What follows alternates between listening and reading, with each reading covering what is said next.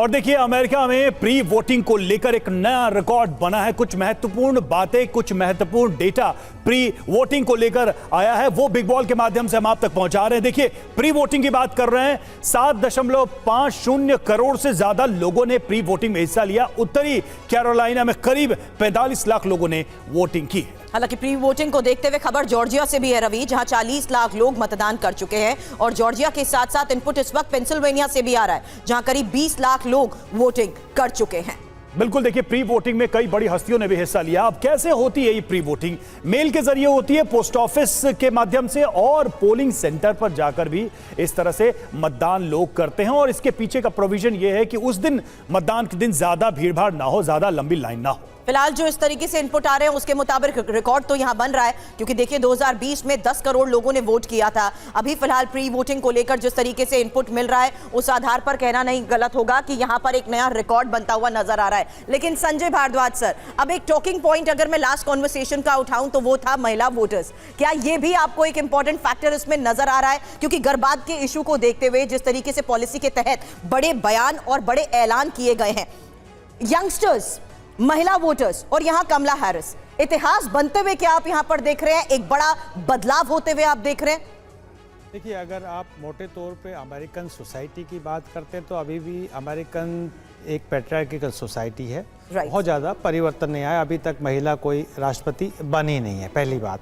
दूसरी बात की जहाँ तक महिला वोटर्स की बात है और अबॉर्शन का एक इशू है, तो मुझे लगता है कि जिस तरीके से ट्रंप की रैली में जो यंग फीमेल जो पार्टिसिपेट कर रही है एंथुजिस्टिकली, तो वो कोई मुझे ट्रेंड दिख नहीं रहा कि बहुत ज़्यादा वोट इस इशू को, अबॉर्शन के इशू को लेके डाइवर्ट करेंगे।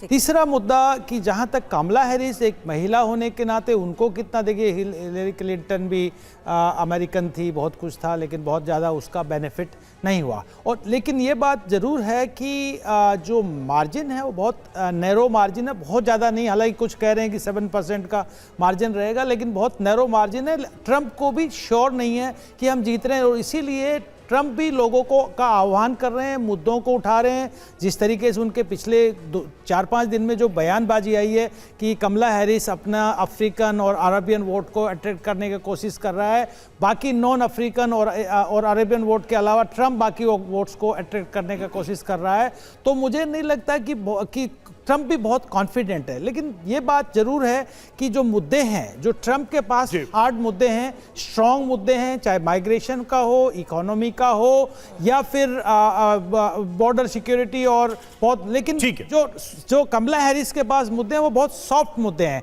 कि भाई डेमोक्रेसी की रक्षा करनी है, देश की यूनिटी की बात करनी है, अबॉर्शन, तो ये बहुत ज्यादा अट्रैक्टिव। ठीक है, बिल्कुल। सवाल ये कि क्या ये पार्टियों के आइडियोलॉजिकल ओपिनियन और डिफरेंस की वजह से है? ये वीके दत्ता सर, एक महत्वपूर्ण सवाल अब यहां ये होता है कि दुनिया भर में इस वक्त कई फ्रंट्स खुले हैं, तनाव का माहौल है, स्ट्रैटेजिक जो पार्टनरशिप है दुनिया में पिछले कुछ सालों में बड़ी तेजी से बदली है, इक्वेशंस बदले हैं, और ऐसे देश जो पहले से ही यहां इन्वॉल्व हैं या उनके इंटरेस्ट हैं, वो इस नतीजे को बहुत गौर से देख रहे हैं कि होगा क्या, ऊंट किस करवट बैठेगा। आप पूरी दुनिया में जो इस वक्त माहौल है, जो बड़े देश हैं, उनकी नजर से इस चुनाव को कैसे देख पा रहे हैं?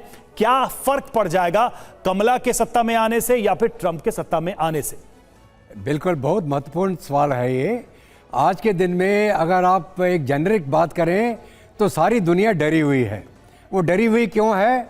अगर मैं नेशन वाइज जाऊं, यूक्रेन डरा हुआ है कि अगर मिस्टर ट्रंप आ गए तो उसका क्या होगा। नेटो डरा हुआ है कि आगे नेटो का फ्यूचर क्या रहेगा। उधर इजराइल, हमास और जो ईरान के बीच में जंग लगी हुई है, उधर लोग डरे हुए हैं कि अगर ट्रंप आ जाएगा तो क्या होगा। अमेरिका के अंदर लोग डरे हुए हैं कि अगर जो पॉलिसीज़ हैं इनकी इमिग्रेशन की, अगर उसको लागू कर दिया गया तो उसका क्या नतीजा निकलेगा। तो मोटे तौर पे अगर हम देख के चलें तो दुनिया में इस समय डर का माहौल है।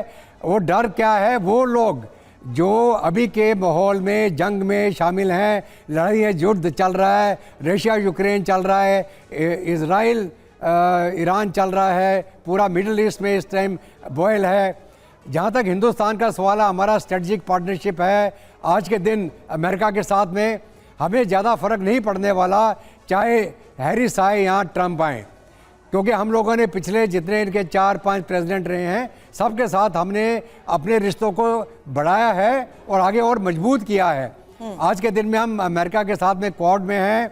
हमारा जो एग्रीमेंट हुआ है सोसा का, मतलब सिक्योरिटी ऑफ जो सप्लाई एग्रीमेंट जो है, बहुत महत्वपूर्ण एग्रीमेंट है, जिसके तहत कि अगर युद्ध के दौरान कोई भी हमको वस्तु चाहिए होगी जंग के लिए तो हमको प्रायोरिटी मिलेगी। तो ऐसी अगर हम मोटा मोटा मुद्दा लेके चलें, बहुत सारे मुल्क डरे हैं कि अगर ट्रंप साहब आ गए तो क्या होगा, और कुछ लोग जो है वो चाहते हैं कि ये कंटिन्यूटी रहनी चाहिए, जो बाइडेन साहब की कंटिन्यूटी रहेगी अगर हैरिस आ गई।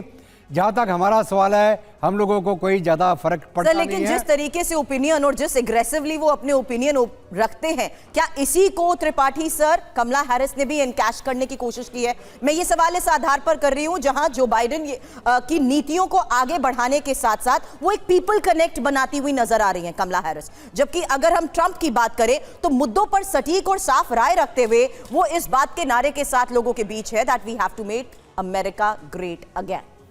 देखिए, बिल्कुल आप सही कह रहे हैं कि ट्रंप इस बात को पर जोर दे रहे हैं कि अमेरिका फर्स्ट और America has to be great again, लेकिन ट्रंप अपने भाषणों में जो ऐसी कुछ बातें कह रहे हैं उससे निश्चित है कि उससे अमेरिकन मतदाताओं का झुकाव उनकी ओर कम होगा। क्योंकि एक देखिए, अभी उन्होंने जॉर्जिया में मैकॉन में बोलते हुए सवेरे कहा कि जो भी व्यक्ति किसी अमेरिकन नागरिक या अमेरिकन पुलिसमैन को मारेगा उसको फांसी की सजा तुरंत दी जाएगी। मतलब इसका ये कि अगर कोई अमेरिकन सिटीजन किसी अमेरिकन सिटीजन को मारता है तो उसके लिए नहीं, लेकिन अगर कोई दूसरा मारता है तो उसके लिए अलग कानून होगा। ऐसे ही उन्होंने ये भी कहा कि मैंने गलती की कि मैंने 2020 में बाइडेन वो व्हाइट हाउस छोड़ दिया, मुझे नहीं छोड़ना चाहिए था। ये सब चीज़ें एक तरह से फांसीवाद की तरफ इशारा करती हैं और लोग ये मानते हैं, क्योंकि विदेश नीति का जहाँ तक मामला है, अमेरिका की विदेश नीति कमोवेश वही होती है इर्रिस्पेक्टिव ऑफ कौन सी कंट्री रहे। आपने देखा होगा कि ईरान के खिलाफ उन्होंने एक्शन लिया था, चाइना के खिलाफ लिया था, बाइडेन ने उसको कंटिन्यू किया। तो विदेश नीति का बहुत ज़्यादा फर्क अमेरिकन इलेक्शन पे नहीं पड़ता। अमेरिकन इलेक्शन पे फ़र्क ये पड़ता है कि डोमेस्टिक पॉलिसीज़ कैसी हैं, और ये कि अमेरिकन सोल्जर्स की बॉडी बैग में ना उनकी बॉडीज़ आएँ। हम बाहर अमेरिका के सोल्जर्स को नहीं ले जाना चाहते।